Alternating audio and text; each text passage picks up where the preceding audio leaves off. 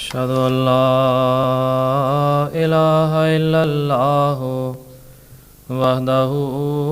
لا شريك له وأشهد أن محمدا عبده ورسوله أما بعد فأعوذ بالله من الشيطان الرجيم بسم الله الرحمن الرحيم الحمد لله رب العالمين الرحمن الرحيم مالك يوم الدين إياك نعبد وإياك نستعين اهدنا الصراط المستقيم صراط الذين أنعمت عليهم غير المغضوب عليهم ولا الضالين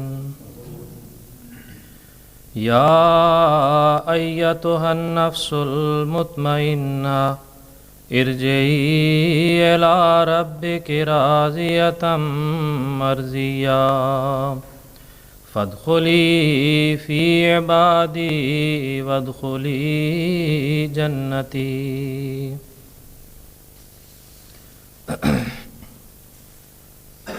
آج میں آپ کے سامنے انسان کی 3 حالتوں کا ذکر کرنا چاہتا ہوں۔ یہ 3 حالتیں ہر انسان پر آ سکتی ہیں، لیکن ضروری نہیں کہ ہر انسان پر آتی ہوں۔ ان 3 حالتوں میں سب سے پہلی حالت ایسی ہے جس کو ایک طبعی امر بھی کہا جائے تو یہ بھی بے جا نہ ہوگا۔ یہ حالت ایسی ہے جس کو خدا تعالیٰ نے قرآن کریم میں یوں یاد فرمایا ہے، ان النفس لامارۃ بالسوء الا ما رحم ربی،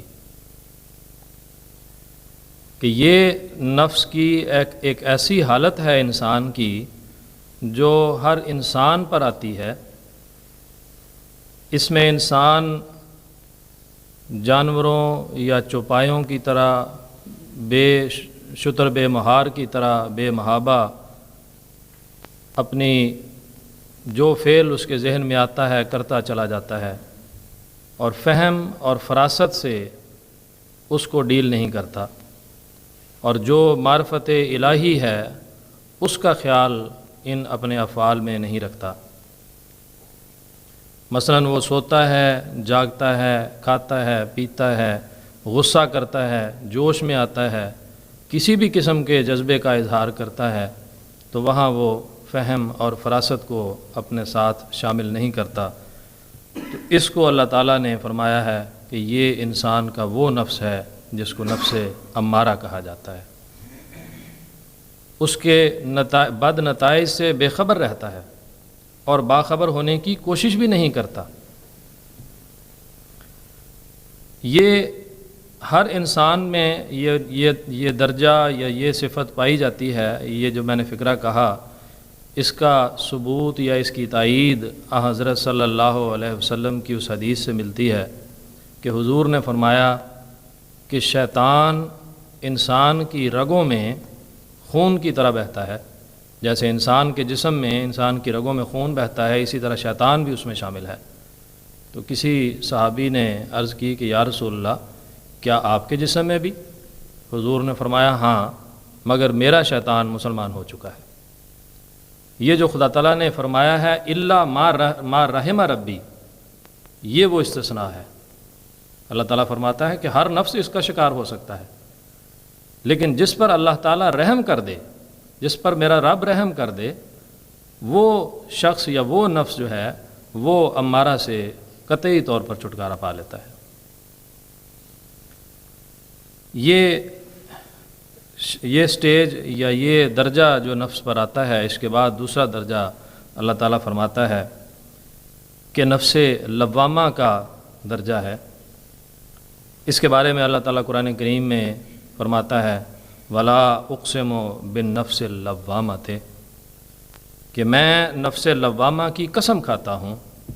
میں نفس لوامہ کو شہادت کے طور پر پیش کرتا ہوں۔ یہ وہ درجہ ہے جس میں انسان گناہ تو کرتا ہے، خطا تو کرتا ہے، کئی دفعہ اس کو اس کی لا علمی میں اس سے کوئی ایسی بات یا ایسی حرکت سرزد ہو جاتی ہے جو خدا کے احکام کے خلاف ہوتی ہے، یا فہم اور فراست کے خلاف ہوتی ہے، یا جو معرفت اللہ تعالیٰ نے عطا کی ہے اس کے بھی خلاف ہوتی ہے، مگر وہ اس پر کاربند نہیں رہتا، اس پر قائم نہیں رہتا، فوراً اس کے نفس میں، اس کی طبیعت میں ملامت اس کے سامنے کھڑی ہو جاتی ہے، اور اس کے اپنے ہی نفس کو ملامت کرتی ہے کہ یہ جو فعل تم نے کیا یہ کرنا نہیں چاہیے تھا، یہ فعل درست نہیں ہے، اس کی خدا اجازت نہیں دیتا، یا معاشرہ، خوبصورت معاشرہ یا حسین معاشرہ اس کی اجازت نہیں دیتا۔ یہ وہ نفس ہے، یہ وہ درجہ ہے جس کو نفس لوامہ کے نام سے اللہ تعالیٰ نے قرآن کریم میں یاد کیا۔ مگر یہ ایک ایسا درجہ ہے جس کو اللہ تعالیٰ نے بڑی عزت کی نگاہ سے دیکھا ہے، اسی لیے اس لوامہ کے درجے کو، نفس لوامہ کو اللہ تعالیٰ نے قسم کے طور پر، شہادت کے طور پر قرآن کریم میں پیش کیا ہے۔ خدا تعالیٰ فرماتا ہے ولا اقسم بالنفس اللوامۃ، کہ میں نفس لوامہ کو شہادت کے طور پر پیش کرتا ہوں، قسم کھاتا ہوں اس کی، کیونکہ خدا نے اس کو عزت کا مقام دیا ہے، اور یہ عزت کا مقام اس لیے دیا ہے کہ انسان امارہ کے نفس سے چھٹکارا پا کر، جس میں اس کو نہ ہوش ہوتی ہے، نہ وہ سوچتا ہے، نہ معرفت استعمال کرتا ہے، نہ خوف خدا ہوتا ہے، جو دل میں آتا ہے کرتا چلا جاتا ہے جیسے جانور اور حیوان کرتے ہیں، اس سے انسان چھٹکارا پا کے ایک ایسے درجے میں، ایک ایسی سٹیج پر پہنچ گیا جس میں اس کی بچت کے چانسز موجود ہیں۔ اس لیے اس نے وہاں آ کے اپنے دل میں یہ خیال کیا کہ دیکھو یہ بات جو میں نے کی، یا یہ جو فعل میں نے کیا، یہ درست نہیں ہے، یہ مجھے کرنا نہیں چاہیے، اور ایسا ارادہ کرنے سے وہ فوراً بعد میں توبہ کرنے کا بھی ارادہ کر لیتا ہے اور اللہ تعالیٰ کی طرف بڑھتا چلا جاتا ہے۔ اس لیے اللہ تعالیٰ کہتا ہے کہ یہ اس کا فعل میری نظر میں، میری نگاہ میں ایک عزت کا موجب ہے، اس لیے میں نے اس کو اپنے دائمی کلام میں ہمیشہ کے لیے رکھ دیا کہ میں نے قسم کھائی ہے، میں نے شہادت کے طور پر پیش کیا ہے اس نفس کو جو برائی تو کرتا ہے لیکن برائی کے مان بعد اپنے نفس کو ملامت بھی کرتا ہے، کہتا ہے کہ میں نے یہ بات کی مگر درست نہیں کی، ہونا نہیں چاہیے ایسا۔ یہ وہ سٹیج ہے جس کے بارے میں انسان کو ہر لحظہ اپنے نفس کا محاسبہ کرتے رہنا چاہیے، اسی سٹیج کے اندر رہتے ہوئے، یعنی اپنے نفس میں کوئی گناہ کیا یا برائی کی تو اس کے بعد ملامت پیدا ہوئی، اور یہ ملامت اسی صورت میں پیدا ہو سکتی ہے کہ جیسے احادیث میں غالباً آتا ہے کہ فحاسبوا قبل ان تحاسبوا، کہ اپنا حساب، اپنا محاسبہ کرتے رہو قبل اس کے کہ تمہارا محاسبہ کیا جائے۔ اگر خود محاسبہ کر لو گے تو کسی اور کو موقع نہیں ملے گا، یعنی خدا تعالیٰ کو موقع نہیں ملے گا کہ وہ تمہارا محاسبہ کرے، اپنا محاسبہ خود ہی کرتے چلے جاؤ۔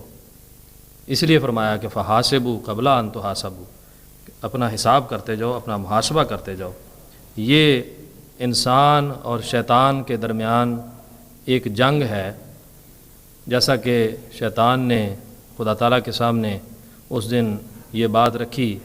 کہ اے خدا، میں تیرے بندوں کو بہکاؤں گا، ان کو بھٹکاؤں گا، ان کے راستوں میں بیٹھوں گا اور ان کے ساتھ مسلسل جنگ و جدل جاری رکھوں گا کہ ان کو تیرے راستے سے ہٹا دوں اور اپنے بندے بنا لوں۔ مگر خدا تعالیٰ نے وہاں شیطان کو یہی کہا کہ یہ تیری غلط فہمی ہے، ایسا نہیں ہو سکتا، جو بندے میرے ہیں وہ میرے ہیں، وہ تیرے پاس کبھی نہیں جائیں گے، وہ تیرے جال میں کبھی نہیں پھنسیں گے۔ یہ نفس لوامہ کا جو درجہ ہے، جو میں نے کہا کہ یہ ایک خاص اہمیت رکھتا ہے خدا کے نزدیک بھی، اس کی ایک مثال احادیث سے ہمیں ملتی ہے کہ حضور صلی اللہ علیہ وسلم کے پاس کچھ صحابہ آئے اور عرض کی کہ یا رسول اللہ، جب ہم آپ کی مجلس میں بیٹھتے ہیں تو ہماری روح اور ہماری طبیعت ایسی ہوتی ہے کہ جیسے ہم اور خدا آمنے سامنے ہیں، اور ہماری روح کے درجات ایسے بلند ہمیں نظر آتے ہیں کہ بس ہم خدا کے اور خدا ہمارا۔ لیکن جب ہم آپ کی مجلس سے اٹھ جاتے ہیں اور اپنی دنیا کے کاموں میں مشغول ہو جاتے ہیں تو ایسے ہی ہوتا ہے جیسے باقی دنیا دار لوگ اور ہم۔ حضور نے فرمایا یہی تو ایمان ہے، یہی ایمان کی نشانی ہے کہ انسان اپنے اصل جگہ سے، اپنے سر سے، اپنے اصل سے بھٹکتا نہیں ہے، گھوم گھام کے پھر وہیں آتا ہے۔ اور یہی نفس لوامہ ہے جو انسان کو ملامت کرتا ہے کہ میں نے جو کی، یعنی میں نے جو حرکت کی یا میں نے جو فعل کیا یہ درست نہیں ہے، اصل میرا منبع اور جو مرجع ہے وہ تو خدا ہے یا خدا کا رسول ہے۔ ہمیں انہی احکام اور انہی شریعت کی باتوں کی طرف لوٹنا چاہیے۔ حضور نے فرمایا یہی ایمان ہے اور یہی ایمان کی نشانی ہے۔ یہ جو اتنی محبت والی بات خدا تعالیٰ نے کی ہے کہ اس نفس کے سٹیج کو، اس درجے کو خدا تعالیٰ نے قرآن کریم میں رکھ دیا، اپنے دائمی کلام میں شہادت کے طور پر پیش کر دیا، یہ کوئی معمولی سٹیج نہیں ہے۔ ہر نفس اگر غور کرے تو اللہ کے فضل سے، خاص طور پر جماعت احمدیہ کا ہر فرد کم از کم نفس لوامہ پر ضرور قائم ہے۔ شاید ہی کوئی بدبخت ایسا ہو، شاید ہی کوئی بدبخت ایسا ہو جو نفس امارہ کے جنگل سے نکلا ہی نہیں۔ وہ نفس امارہ کے سٹیج پر ضرور آیا ہے کہ جب اس نے کوئی برائی کی ہے یا جب اس سے کبھی کوئی غلطی سرزد ہوئی ہے یا دین کے معاملے میں جب کبھی بھی اس سے سستی کا اظہار ہوا ہے تو فوراً رات کو سوتے ہوئے اس کے دل نے اس کو ملامت ضرور کی ہے۔ یہ بہت ہی بابرکت سٹیج ہے، اور چونکہ خدا تعالیٰ نے اپنے کلام میں، قرآن کریم میں 3 ہی درجے بتائے ہیں، ان تینوں میں سے درمیانی درجہ یہ ہے، اس کے بعد تو صرف ایک ہی درجہ رہ جاتا ہے جو انسان کی کاملیت کا درجہ ہے۔ تو اگر ہم دوسرے درجے پر بھی پہنچ جاتے ہیں، یعنی سیکنڈ لاسٹ سٹیج پر بھی اگر پہنچ جاتے ہیں تو یہ بھی ہمارے لیے بہت ہی بابرکت اور خوشی کی خبر ہے۔ اس کے بعد کیونکہ آخری جو درجہ ہے، جو انتہائی درجہ ہے، وہ یہ ہے جو میں نے ابھی شروع میں تلاوت کی آیت۔ اللہ تعالیٰ فرماتا ہے یا ایتھا النفس المطمئنہ ارجعی الی ربک راضیۃ مرضیہ، کہ اے نفس یہ ساری باتیں کرنے کے بعد اب تو ایسی سٹیج پر پہنچ چکا ہے کہ تو میرا ایک خاص بندہ بن چکا ہے، اب میرے پاس اس حالت میں لوٹا کہ میں تجھ سے راضی اور تو مجھ سے راضی۔ فادخلی فی عبادی وادخلی جنتی، پس تو میرے بندوں میں داخل ہو جا اور میری جنت میں داخل ہو جا۔ یہ درجہ آسانی سے حاصل ہونے والا درجہ نہیں ہے، اور یہ درجہ ہر ایک کو حاصل نہیں ہوتا۔ یہ درجہ حاصل کرنے کے لیے خدا تعالیٰ نے جو شرائط بیان کی ہیں وہ بہت ہی پیاری ہیں۔ خدا تعالیٰ فرماتا ہے فادخلی فی عبادی وادخلی جنتی، میرے بندوں میں شامل ہو جا۔ اس کا نتیجہ یہ ہوگا کہ جنت تو تیرے لیے کھلی ہی ہے، جنت تو باہیں کھول کر کھڑی ہے کہ آ جا اور یہی تیرا قرار اور یہی تیرا مقام ہے۔ مگر اس کے لیے شرط یہ ہے کہ فادخلی عبادی، میرے بندوں میں داخل ہو جا۔ پھر بندوں کی کیا نشانیاں ہیں خدا تعالیٰ نے قرآن کریم میں بارہا بیان فرمائی ہیں کہ عباد الرحمن کون سے ہیں۔ عباد الرحمن یعنی اللہ کے بندے، اس رحمان کے بندے کون سے ہیں، اس کی بے شمار نشانیاں خدا تعالیٰ نے قرآن کریم میں بیان فرمائی ہیں، جو اس وقت تفصیلی بیان کرنے کا موقع نہیں ہے۔ مگر عبد کا لفظ جو خدا تعالیٰ نے استعمال کیا ہے فادخلی فی عبادی، اس کے لفظ پر اگر غور کریں تو ان ساری نشانیوں کا جس کا میں نے ذکر کیا کہ خدا نے قرآن میں بیان کی ہیں، خلاصہ نکل آتا ہے۔ اور عبد کا لفظ جو ہے عبدہ، یہ عربی کا لفظ ہے، اور عربی کے اس لفظ کا مطلب یہ ہے کہ جب کھجور کی بنی ہوئی چٹائی، جو آج کے زمانے کے بچوں نے بہرحال نہیں دیکھی، جو یہاں پیدا ہوئے، جو ہمارے ایشین معاشرے کے لوگ ہیں انہوں نے دیکھی ہوئی ہے بارہا، کہ جو کھجور کے پتوں سے بنی ہوئی چٹائی ہوتی ہے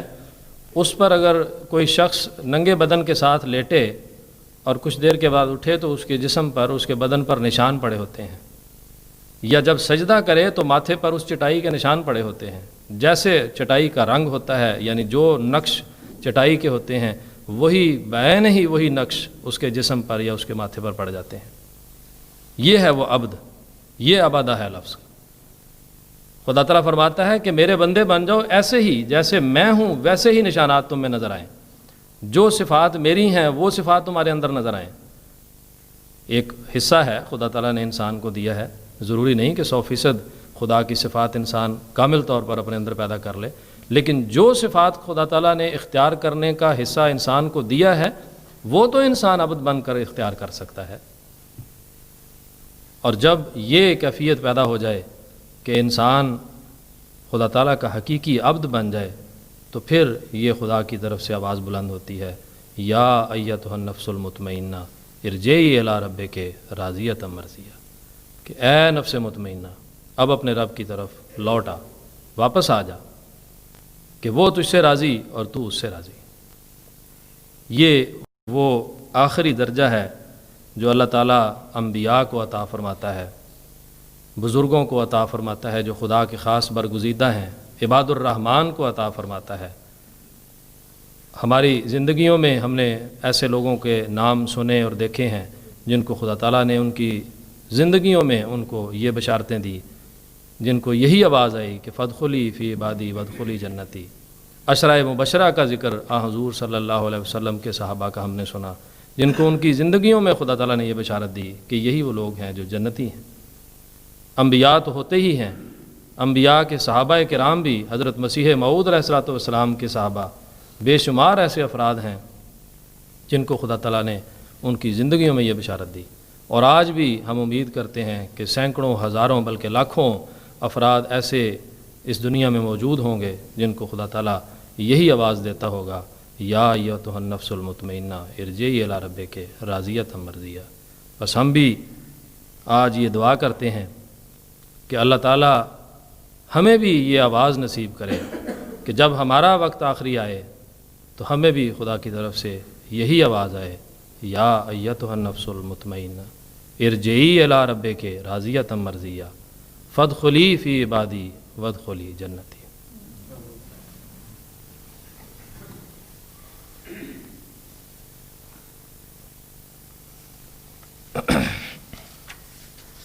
الحمد للہ نحمدہ ونستعینہ ونستغفرہ ونؤمن بہ ونتوکل علیہ ونعوذ باللہ من شرور انفسنا ومن سیئات اعمالنا، من یہدہ اللہ فلا مضل لہ ومن یضللہ فلا ہادی لہ، ونشهد أن لا إله إلا الله وحده لا شريك له، ونشهد أن محمدا عبده ورسوله۔ یہ دو اعلانات ہیں۔